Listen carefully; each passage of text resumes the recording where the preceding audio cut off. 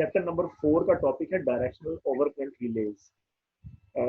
तो ये हमने पढ़ा था थ्योरी में, और ये इसका सर्किट है और ये इसकी एक एग्जांपल है 4.8, जो भी हमने सारी पढ़ी थी। तो अब उसमें ये है कि इसको ई टैप के जो है ना मैंने इम्प्लीमेंट किया है, वही मैं आज आपको बता दूंगा कि डायरेक्शनल प्रोटेक्शन जो है ना वो क्यों जरूरी है और वो किस तरह से की जाती है। अब ये जो आपके पास नेटवर्क है, तो ये दो रेडियल जो लाइंस है ना वो आपको यहाँ पे नजर आ रही है, ठीक है, और उनका लूप बनाया हुआ है, ठीक है। लूप जो है ना वो जब बन जाता है तो उसका मकसद यही होता है कि रिलायबिलिटी हो। अगर कोई भी एक साइड में, जैसे अब यहाँ F1 पे अगर फॉल्ट आ गया लेट्स से, तो सप्लाई जो है वो दूसरी रेडियल लाइन से जो है ना वो कंटिन्यू रह सकती है। इसके अलावा ये स्विच ओपन करके आप अगर एक लाइन जो है वो एक रेडियल लाइन ज्यादा बर्डन हो रही है, तो आप ये स्विच ओपन करके उसको मैनेज कर सकते हैं। तो अब यहाँ पे अगर मैं फॉल्ट F1 की बात करता हूँ, तो स्विच ओपन हो, अगर ये दो कंडीशन है, स्विच ओपन एंड क्लोज, अगर तो स्विच ओपन होता है तो अपनी अपनी बात है, यानी फॉर द फॉल्ट F1 जो 4 और 5 पे जो रिलेज लगी हुई है उनको तो फॉल्ट नजर ही नहीं है, क्योंकि फॉल्ट उनसे पहले ही हो गया, फॉल्ट F1 पे हो गया। लेकिन अगर स्विच क्लोज हो जाता है तो फॉल्ट F1 जब होगा तो जो ये दूसरी वाली जो रेडियल लाइन है जो नीचे वाली है, यहाँ से आप इसको कह सकते हैं रिवर्स करंट जो है, या दूसरी रेडियल लाइन से जो करंट है वो रिले 4 और 5 में भी फ्लो करता हुआ फॉल्ट F1 तक जाएगा, या दूसरी रेडियल लाइन जो है वो फॉल्ट F1 को फीड करेगी। ओके, तो हमें स्विच क्लोज के साथ ये कंसीडर करना है कि रिले 4 और 5 को सेट करना, ठीक हो गया। अब फॉल्ट F1 के लिए रिले 4 को जल्दी ऑपरेट करना चाहिए, उसके बाद रिले 5 को, यानी रिले 4 का लेट से अगर मैं इंस्टेंटेनियस ऑपरेशन लेता तो रिले 5 का टाइम डिले ऑपरेशन लूंगा, या कोऑर्डिनेटेड ऑपरेशन होगा रिले 5, ठीक हो गया। लेकिन व्हाट अबाउट कि अगर ये अब ये हमने सेट कर लिया, रिले 4 और 5 को हमने सेट कर लिया कि रिले 4 जो है वो इंस्टेंटेनियस चले, लेट्स से 20 मिली सेकेंड में चले, और रिले 5 जो है ये 80 मिली सेकेंड में अपना टाइम डिले के बाद अपना जो है ना वो सिग्नल देगी फॉल्ट F1 के लिए।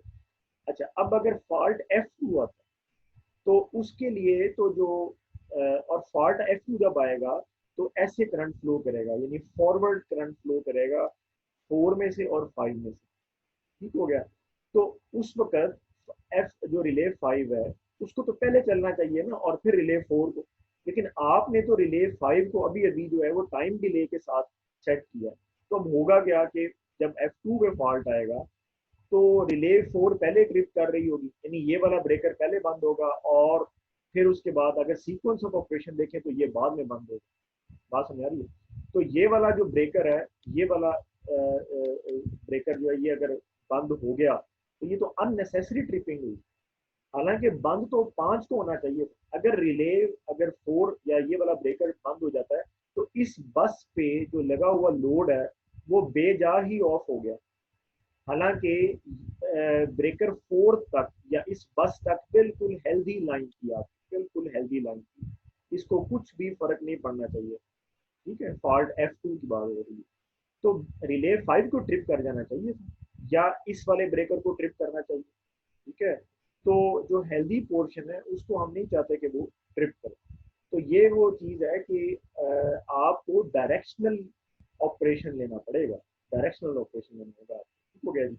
तो डायरेक्शनल ऑपरेशन जो है उसके लिए यानी डायरेक्शनल क्यों लेना पड़ेगा कि हम ये कह सकते हैं कि चले जी जो रिले 4 है ना वो फॉल्ट F1 के लिए ऑपरेट करे और उसको F2 ना नजर आए, ठीक है। यानी रिले 4 उस वक्त काम करे जब करंट ऐसे रिवर्स में फ्लो करता है, ऐसे रिवर्स में कह लें या फॉरवर्ड में, जो भी नाम देना है। लेकिन जब सेकेंड रेडियल लाइन से करंट इस तरह से फ्लो करता है रिले 4 में से, 4 फॉल्ट है, तब रिले 4 काम करे, और जब फॉल्ट F2 की बारी आए तो रिले 4 ना चले, बस रिले 5 ही चले और वो उसका प्राइमरी बने। अब ये जो कंडीशन है ना ये हमने सिमुलेट करनी है, और ये इस एग्जाम्पल में भी उसने बताई हुई है और समझाई हुई है, ठीक है, अब हम इस एग्जांपल को नहीं मैं डिस्कस करूंगा, I would show you the E tap simulation. ठीक है, जस्ट अ मिनट में।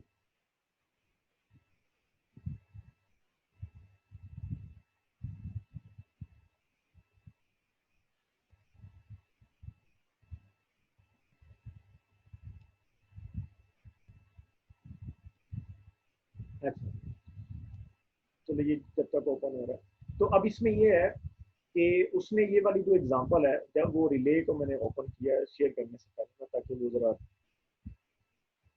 हैंग हुए बगैर जो है ना वो ओपन हो।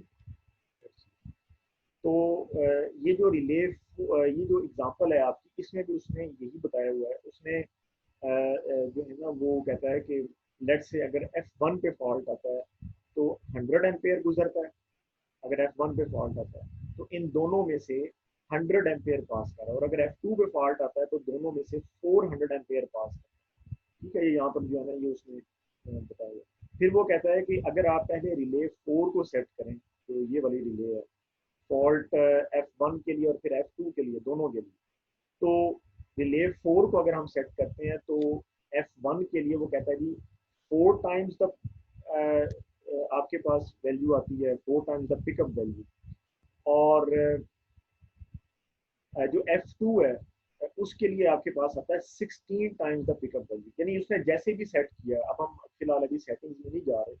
वो कहता है कि फॉल्ट F1, ये वाला जो फॉल्ट, अब इस तरह से है। एक्चुअली मैं यहीं से पहले आपको बताऊं क्योंकि ये डायग्राम नजर आ रही है। हमने रिले 4 और 5 को सेट करना है F1 और F2 के लिए। तो जब पहले रिले 4 की बारी है, F1 के लिए भी F2 के लिए, फिर रिले 5 की बारी होगी, F1 के लिए भी F2 के लिए। तो पहले अगर मैं रिले 4 को सेट करता हूँ F1 के लिए, तो जो सेटिंग है मेरी वो आती है let's say 4 times the pickup value, 4 times the pickup. और F2 के लिए ये वाली जो वैल्यू है it becomes 16 times the pickup. ठीक है, तो इसका क्या मतलब हुआ कि जो फॉल्ट F1 है इसके लिए रिले की पिकअप छोटी है, तो वो जल्दी पिक हो जाएगी। और फॉल्ट F2 के लिए रिले की पिकअप 16 टाइम्स द पिकअप है, तो वो देर बाद जाके पिक होगी, उससे पहले रिले 5 हो सकती है। तो इसीलिए मैं रिले 4 को डायरेक्शनल बना लूंगा कि उसको बस ये वाला फॉल्ट नजर आए, जो फॉल्ट F1 है ये वाला फॉल्ट नजर आए, F2 ना नजर आए। बात समझ आ रही है? तो इसको जो है वो मैं ठीक है, तो इसको जो है ना वो मैं रिपीट करता हूँ कि फॉर द फॉल्ट F1, जब F1 पे आपके पास फॉल्ट आया तो रिले 4 को 4 टाइम्स द पिकअप सेट किया गया। ठीक, और F2 के लिए रिले 4 की जो सेटिंग है वो 16 टाइम्स द पिकअप। तो इसका क्या मतलब हुआ कि जो पिकअप कम होती है रिले उस पर ट्रिप करेगी ना। तो F1 के लिए रिले की जो पिकअप है वो कम है, तो इसका मतलब ये है कि इसको सिर्फ फॉल्ट यानी इस वाली साइड का फॉल्ट जो है ना वो नजर आना चाहिए, क्योंकि इस वाली साइड की पिकअप कम है और इस वाली साइड की रिले 4 की पिकअप ज्यादा है। तो रिले 4 शुड बी डायरेक्शनल। अब रिले 5 की अगर मैं बात करता हूँ तो रिले 5 को मुझे इस तरह से सेट करना है कि ये फॉल्ट F2 के लिए पहले प्राइमरी ट्रिप करें। ठीक है, तो जाहिर बात है फिर मुझे या अब मेरे पास दो ऑप्शन है, या तो मैं इसको भी डायरेक्शनल बना दूं कि इसको इस साइड का फॉल्ट नजर ना आए, बल्कि इससे अगला ये वाला जो फॉल्ट है ये नजर आए, ये वाला मतलब ये वाला जो फॉल्ट है दूसरी लाइन वाली साइड। तो या तो ये बात है कि मैं रिले 5 को डायरेक्शनल बना दूं। अगर मैंने इसको नॉन डायरेक्शनल बनाना है तो इसकी सेटिंग फिर कुछ ऐसी करनी पड़ेगी कि फॉल्ट F1 तो आए लेकिन रिले 5 को पता ही ना चले कि फॉल्ट आए। ठीक है, यानी इसकी जो पिकअप है वो इतनी हाई कुछ सेट करनी पड़ेगी कि F1 का इसको पता ही ना चले, इसको लगे कि नॉर्मल लोड चल रहा है। उस केस में मैं इसको डायरेक्शनल ना भी बनाऊं तो ठीक। ठीक है, तो I have two options rather to make relay 5 directional for for this faulty section, for this section to be faulted, कि वो सिर्फ इस सेक्शन को देखे और पीछे वाले सेक्शन बना दे, ये डायरेक्शनल होगा। अगर मैंने इसको नॉन डायरेक्शनल बनाना है कि इसके कोई भी डायरेक्शन नहीं है जो आम रिले होती है, तो फिर फॉल्ट F1 के लिए ना इसको बिल्कुल नम करना पड़ेगा, यानी पता ही ना चलेगा इस सेक्शन में फॉल्ट है। जब इस सेक्शन में आए तब पता चले। तो अब ये वाला जो है ना काम हम इसको देखते हैं। ठीक है,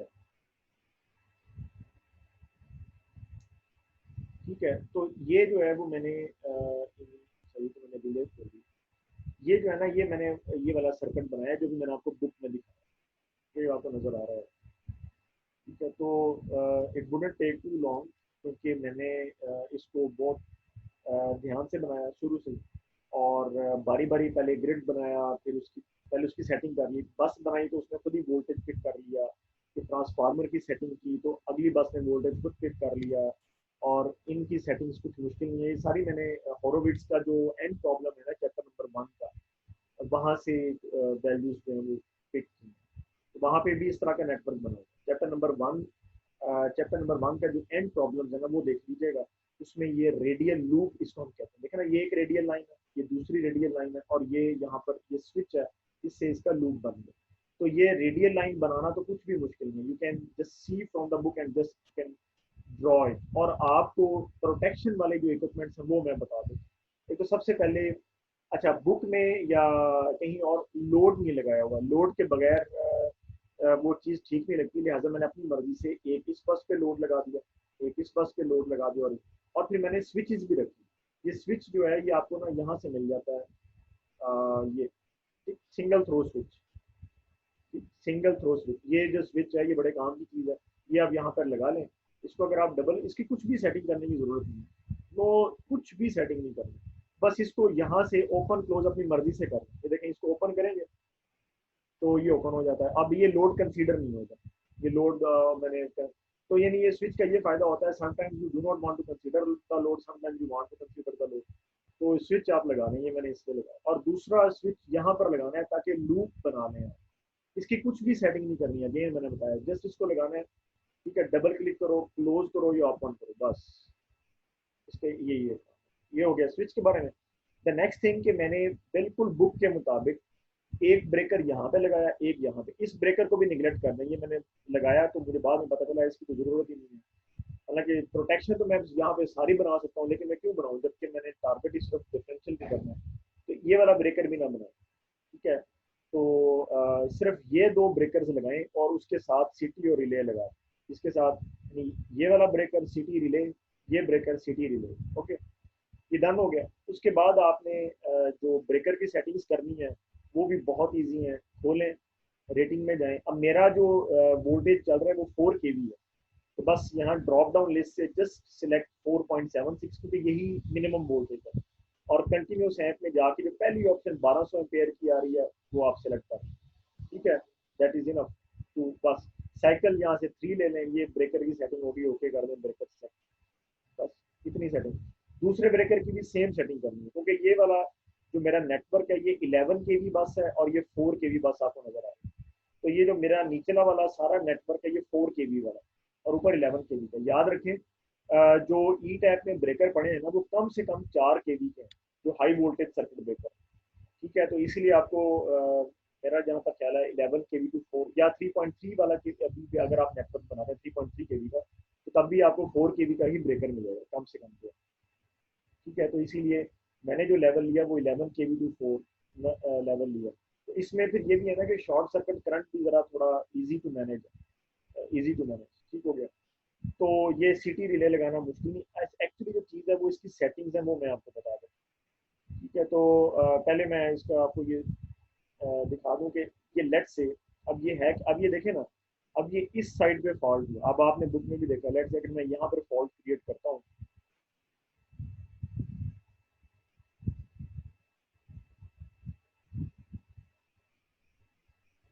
ठीक, अब मैंने इस साइड पे फॉल्ट क्रिएट किया ना, तो आ, ये वाली दो ही रिलेज लगाई हैं, एक रिले 4 है, एक रिले 5। नाम मैंने खुद इनका रिले 4 और 5 रखा, वो जो बुक का था ना उसके हिसाब से रिले 1 और 2 भी रख सकता था, जो पहले सी थे। तो सिर्फ एक एक सर्किट ब्रेकर ट्रिप हुआ, यानी अगर आप सीक्वेंस ऑफ ऑपरेशन भी देखें, आप देखो कि सिर्फ एक ऑपरेशन हुआ। ठीक है, जो कि रिले रिले 4 का हुआ। ठीक है, और वो बता रहा है कि ये फॉरवर्ड ऑपरेशन, फॉरवर्ड। ठीक है, यानी ये डायरेक्शनल ऑपरेशन हुआ, फॉरवर्ड ऑपरेशन।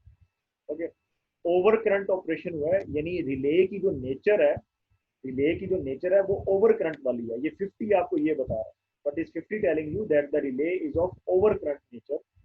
लेकिन फॉरवर्ड साथ में लिखा हुआ ये बता रहा है कि इट इज डायरेक्शनल नॉइज। हमारी बात की तो ये फॉरवर्ड लेता है, जो रिवर्स जिसको मैंने कहा है ना, ये उसको फॉरवर्ड लेता है।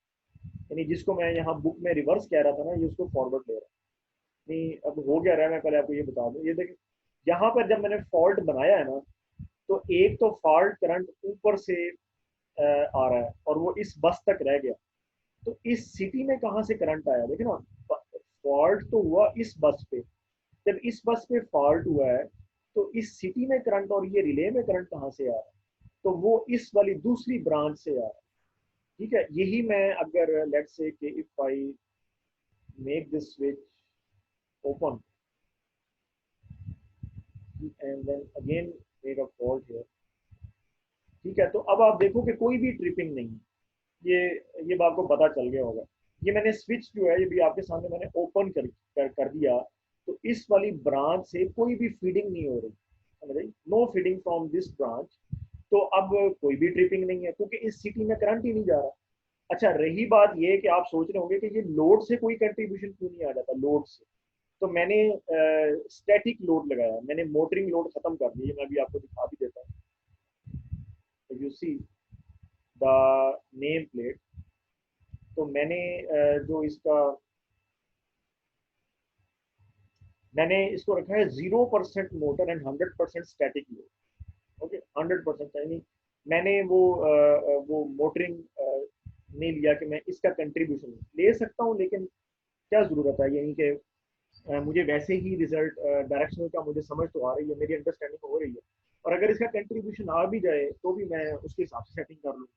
तो just to make it simple, फिलहाल मैंने लोड का कंट्रीब्यूशन बंद कर दिया, स्विच ओपन किया, यहाँ से कोई फीडिंग नहीं हुई और कोई भी ट्रिपिंग नहीं हुई आपके सामने। अब मैं अगर इस स्विच को क्लोज करता हूँ, तो मुझे जो है वो यहाँ से फीडिंग एंड मिल रहा है, दूसरी। ठीक। तो अच्छा, दूसरी बात, ये वाली रिले क्यों नहीं ट्रिप कर पा रही, ये वाली जो रिले है। ठीक है, अब ये देखें कि ये रिले कब ट्रिप करेगी। अब मैं इस बस पर फॉल्ट बनाता हूँ, बस 5, पहले बस 4 पे बनाया। अब मैंने जब इस बस पर फॉल्ट बनाया, तो अब ये वाली रिले ट्रिप कर गई, और यही मैंने आपको बुक में बताया था। अब मैंने इस वाली देखें, अब फॉल्ट तो इधर से भी फीड हो रहा है, ठीक? यानी इस बस पे जब फॉल्ट आया तो दो जगह से फॉल्ट फीड हो रहा है, एक तो यहाँ से, ठीक, और एक यहाँ से। जो इस वाली लाइन से फॉल्ट फीड होगा, इस वाली लाइन से, वही इस वाली रिले में से भी गुजरेगा, रिले 4 से और रिले 5 से भी गुजरेगा। लेकिन अब चूंकि रिले 4 को तो मैंने बना दिया है डायरेक्शनल, यानी वो तो सिर्फ इस तरह, यानी जो नीचे से ऊपर करंट जा रहा है उसको देख रही है। यानी रिले 4 जो है वो सिर्फ नीचे से ऊपर जाते हुए करंट को देख रही है, जिसको वो रिवर्स कह दो या फॉरवर्ड कह दो, इसका कोई भी फर्क नहीं पड़ता। बात समझ आ रही है? इसका ये भाई, ये रिवर्स है, ये फॉरवर्ड है, इसको जो मर्जी नाम देना दे। कोई बंदा कह देगा यार ये मेरे लिए फॉरवर्ड है, कोई बंदा कह देगा ये मेरे लिए फॉरवर्ड है, फिर आप क्या करें? यानी ये आपके ऊपर, आप किसको फॉरवर्ड कहते हैं किसको रिवर्स। नीचे से ऊपर कहते हैं ये, और भी आसान, क्योंकि ये वर्टिकल बना हुआ है। तो रिले 4 जो है वो नीचे से ऊपर के फॉल्ट को देख रही है। लेकिन अब आप देखो कि उसमें फॉल्ट करंट ऊपर से नीचे आ रहा है, तो वो तभी उसने कोई सिग्नल नहीं दिया। सही होगी बात। तो अब जो सिग्नल दिया वो सिर्फ रिले 5 ने दिया, क्योंकि मैंने इसको ऊपर से नीचे वाले जो करंट है उसके लिए मैंने इसको डायरेक्शन बनाया, और वो बनाना भी था क्योंकि रिले 5 इस बस के बिल्कुल साथ लगी हुई है, या इस बस की ही प्रोटेक्शन है एक्चुअली। तो इसीलिए मैंने इसको इसके लिए प्राइमरी प्रोटेक्शन बनाया। और इसी तरह ये जाहिर है, ये अब आप देख सकते हो यहाँ पे फॉरवर्ड लिखा हुआ है, रिले 5 इज ट्रिपिंग ओनली। ठीक, रिले 5 इज ट्रिपिंग ओनली। तो ये वो चीज़ है। अब इसकी जो सेटिंग्स हैं वो आपने कैसे कर, मैंने सबसे पहले जब ये सर देखें, सबसे पहले आपने सिटी की सेटिंग करनी है। ठीक, तो सिटी की सेटिंग जो है वो आप कैसे करते हो, फुल लोड सर करंट पे करते हो। ठीक है, हाँ जी, कोई क्वेश्चन? जी सर, सर मैंने ये पूछना था कि अब यानी कि इससे ये लग रहा है ना कि हम लोग ने हमने जो रिले 5 है जी वो जी राइट साइड पे जितने जो रेडियल लाइन है उसके लिए रखती है, और रिले 4 जो है वो लेफ्ट साइड वाली के लिए रखती है, हाँ जी हाँ जी हाँ जी, मैंने इसको ना क्योंकि वो देखिए बुक में, डायरेक्शन। हाँ जी बिल्कुल। देखिए, अगर आप बुक देखें ना, बुक की तो मैंने अभी आपको एग्जांपल 4.8 है, ठीक है, मैंने अभी थोड़ी देर पहले शेयर भी किया था, और वैसे भी आपको पता भी चल जाएगा। एग्जांपल 4.8 के मुताबिक अगर देखा जाए, तो वो इस वाली रिले को, ये वाली जो रिले है आपकी, रिले 4 जिसको मैंने नाम दिया, इसको वो डायरेक्शनल बनाता है, और रिले 5 को वो डायरेक्शनल नहीं बनाता। लेकिन वो उसका स्नैरियो है। जब मैंने अपने स्नैरियो में ऐसा करना चाहा तो ऐसा मुमकिन नहीं। मैंने दोनों को डायरेक्शनल बनाया तो जाकर बात बनी। ठीक है, if I don't make this relay 5 और डायरेक्शनल रिले, तो ऐसा होगा कि पहले रिले 4 ट्रिप कर सकती है इस वाले फॉल्ट के लिए, जो कि अननेसेसरी ट्रिपिंग है, और फिर रिले 5 करेगी, जो कि इंतहाई अजीब बात है कि इस ग्रिड पर फॉल्ट आया और रिले ये वाली ट्रिप कर रही है। ठीक है, जो पीछे वाली रिले है, हालांकि पहले इस वाली आगे वाली रिले को ट्रिप करना चाहिए, तो लिहाजा मैंने दोनों को डायरेक्ट करा। ठीक होगी बात। अच्छा, अब मैं ये बता रहा था कि how to select the CT. CT की सिलेक्शन फुल लोड करंट पे होती है, उसके लिए आपको पी क्यू एनालिसिस करना पड़ेगा, वहीं से करंट आएगा। क्योंकि अब मैंने लोड लगाए हैं ज्यादा, तो अब मैं इस सिनेरियो में ये नहीं बता सकता कि अच्छा जी ये इतना करंट फ्लो करेगा। Okay, so if I make a PQ analysis, तो यहाँ पे आपको बड़े इजीली पता चल जाएगा कि दोनों सिटीज में से करंट कितना जा रहा है। तो अगर आप देखें तो इस सिटी में जा रहा है 43.1, ये वाला जो सिटी एक्चुअली हो क्या रहा है। ऊपर से अगर आप देखें तो ऊपर से जो मेरी ये वाली जो रेडियल लाइन है, यहाँ से 114 एम्पेयर आ रहे हैं और यहाँ से आ रहे हैं 107 एम्पेयर। अब जो ये 107 एम्पेयर है, यहाँ पर जो लोड लगा हुआ है ये 78 आपको नजर आ रहा होगा, 78 पॉइंट समथिंग। तो 107 में से 78 तो इधर टैग हो गया, जो बाकी बच गए वो है 29.3, वो दूसरी रेडियल लाइन में जा रहे हैं। इसका मतलब है जो नीचे वाला ये वाला सिटी है मेरे पास, इसमें से 29.3 फ्लो कर रहा है। ओके, 29.3 फ्लो कर रहा है, और वो इधर आके इस बस में जा रहा है, ये 71.2 में। ऊपर से यहाँ से आ रहा है 114, 114, यहाँ 71.2 की रिक्वायरमेंट है, तो ये जहाँ 71.2 टैग हो गया, जो बाकी का 43.1 बन गया वो इस वाली बस में आ जाएगा, और कुछ इधर से पूरा हो जाएगा। यानी ये वाला जो लोड है वो अपना हाफ करंट इस रेडियल लाइन से और हाफ करंट इस रेडियल लाइन से पूरा कर। तो अगर मैं सिटी को देखूं तो इस सिटी में 43.1 फ्लो कर रहा है, और इस वाले सिटी में 29.3 फ्लो कर रहा है। तो इस हिसाब से मुझे ये पता चला कि जो स्टैंडर्ड रेशो है सिटी की वो 50 होगी।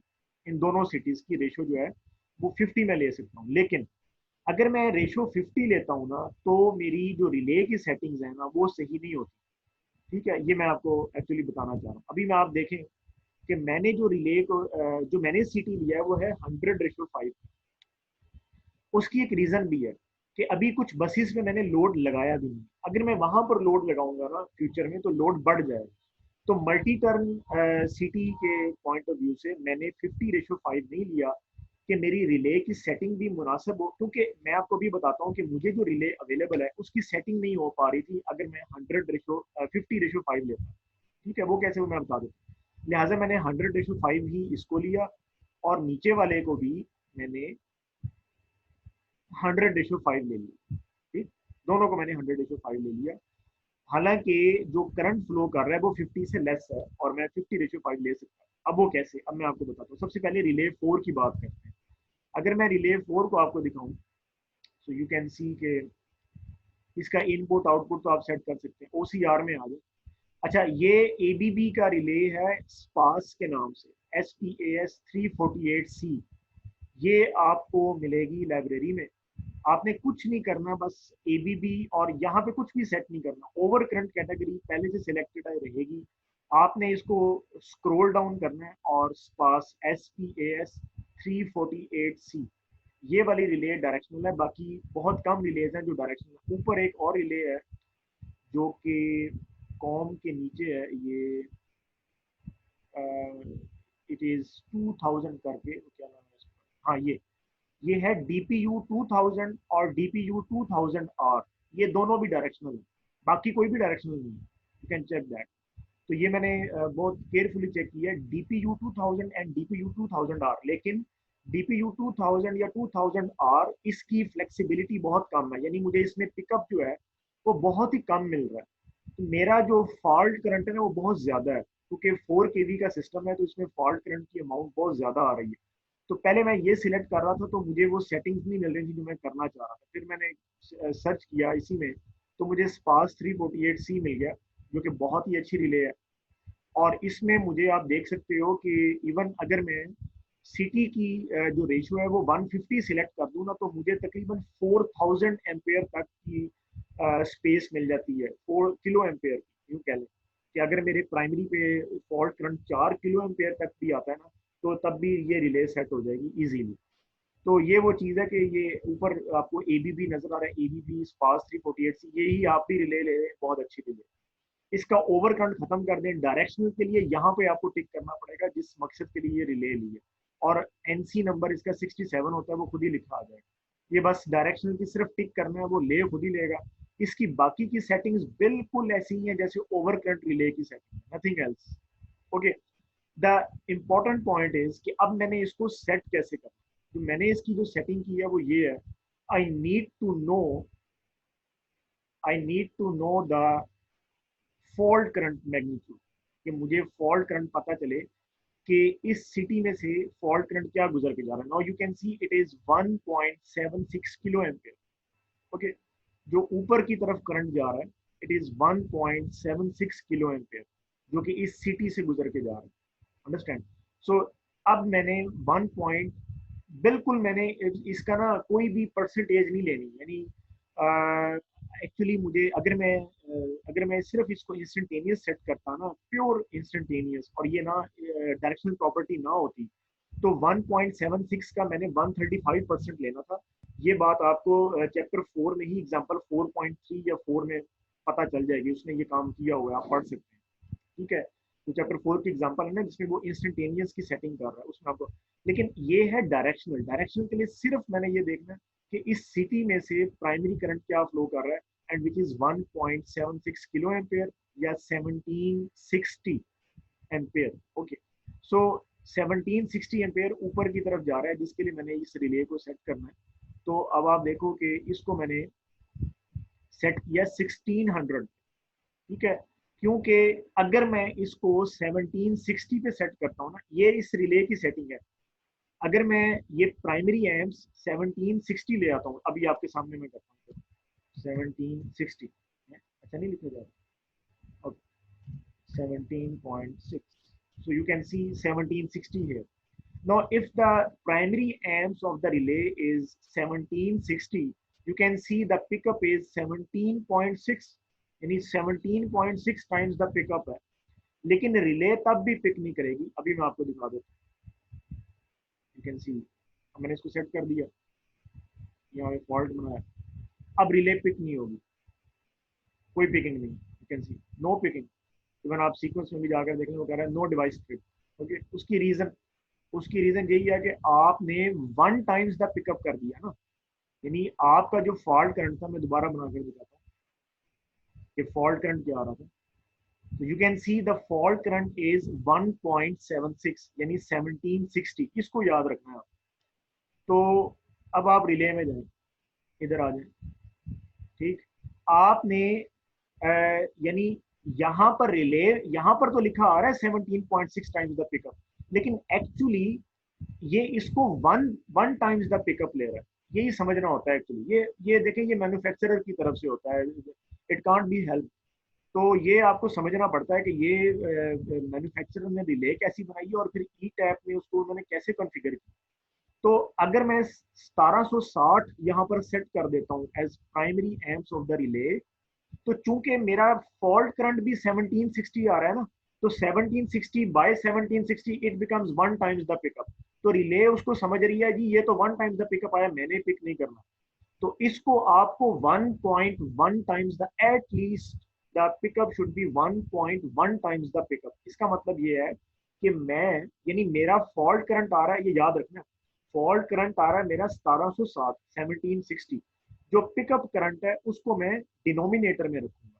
तो पिकअप करंट जो है वो कम होना चाहिए फॉल्ट करंट से, तो इसीलिए मैंने इसको 16 सेट किया हुआ था, या 1600 प्राइमरी एम्प्स। अब इसका क्या मतलब है कि मेरा फॉल्ट करंट कितना आ रहा है 1760 डिवाइडेड बाय 1600, क्योंकि रिले को मैंने कहाँ पे सेट किया है 1600 प्राइमरी एम्प्स। तो 1760 is my fault current divided by 1600, तो ये आपके पास तकरीबन बन जाता है, इट बिकम्स, ये मैंने एक सेकंड, ये मैंने टेक्स्ट फाइल में ये सारा लिखा हुआ है। सो इट बिकम्स, ये देखें ये मैंने लिखा हुआ है, no trip, you can see that no trip as 1760 by 1760 it becomes 1 times the pickup, so should be above 1 times the pickup. Now I have set it, जो मैंने सेटिंग की है मैंने इसको 1.1 times the pickup रखा, यानी 1760 by 1600 it becomes 1 time 1.1 times the pickup. Okay, सो अब जो है वो आपके पास जो रिले है वो अब ट्रिप करेगी जैसे कि आपने यहाँ पर दिखाया। Yes, so you can see. So it is tripping. Okay, it is tripping. अब मैंने इसको बना दिया डायरेक्शनल नीचे से ऊपर के करंट के लिए। अब मुझे रिले 5 को भी ऐसे ही बनाना है, ठीक है। रिले 5 को मुझे बनाना है ऊपर से नीचे जो करंट था, ऊपर से नीचे, क्योंकि जब मैं यहाँ पे फॉल्ट क्रिएट करता हूँ ना यहाँ, तो उस वक्त रिले 5 की ट्रिपिंग चाहिए मुझे, रिले 4 की ट्रिपिंग नहीं चाहिए, ठीक है, क्योंकि रिले 4 अब सेट हो चुकी है, अब उसको नहीं छेड़ना आपने। जब आप देखें ये कंडीशन टू कंडीशन वेरी करता है, इस वक्त आपके पास 2 रेडियल लाइंस जो है वो लूप में है, तो अब आपको यहाँ पर डायरेक्शनल सेटिंग इस तरीके से करना पड़ेगी। तो ये वो चीज होती है, मतलब आपके जहन में आ रहा होगा यार अब वो कोऑर्डिनेशन कहाँ गई दोनों की, अब आप कर लें कोऑर्डिनेशन। आप इसको, यही तो हॉरोविट्ज ने भी एक्सप्लेन किया, वो कहता है आप इसको ना कोऑर्डिनेशन में सेट कर दें, पहले रिले 4 को इंस्टेंटेनियस बना दें, रिले 5 को टाइम डिले बना दें। फिर क्या होगा जब आप यहाँ पे फॉल्ट क्रिएट करेंगे यहाँ पे, अब रिले 5 को तो आपने बनाया हुआ है टाइम डिले, अब क्या होगा रिले 5 तो पहले ट्रिप नहीं करेगी, रिले 4 ट्रिप करेगी। समझ आ रही बात? तो इस मकसद के लिए जब यहाँ पर फॉल्ट आया तो मैंने देखा कि रिले 5 में करंट ऊपर से नीचे आ रहा है, अब मैंने रिले 5 को सेट करना है। अब कहाँ पे सेट करूंगा, सिर्फ कुछ सेकंड्स की बात है, and then I will end this lecture. अब रिले 5 को मैंने सेट करना है, just see the amount of the current that is flowing through the relay 5 and it is 2.58 kilo amperes, or you can say 2580. Okay, so 2580 को आपने याद रखना है। So by that rule जो मैंने भी आपको बताया, I would set this relay less than 2580, so I have set it at 2350। अगर मैं इसको 2580 पे सेट करूंगा तो वो क्या बन जाएगा, 2580 by 2580 it becomes 1 times the pickup and the relay would not pick, जैसे मैंने भी आपको करके दिखाया, ठीक है। So I have set it less than 2580, so now अब क्या हो जाएगा 2580 divided by 2350, now it becomes 1.1 times the pickup and the relay is picking. और यही चीज जो है वो मैंने आपको यहाँ पे जो टेक्स्ट फाइल बनाई है ये मैंने दोबारा शेयर की। सो ये मैंने यहाँ पर आपको बताया कि now R5 is instantaneous for बस 5, जैसे भी मैंने आपको बताया। I have set it directional with respect to 2580. 2580 is the fault current and it is set at 1.1 times the pickup. Okay. So अगर ये और भी आसान है, एक और आपको बात बता देता हूँ, अगर आपको ये याद है ना कि मैंने 1.1 पिकअप सेट करनी है तो रिले सेट होगी, तो ठीक है।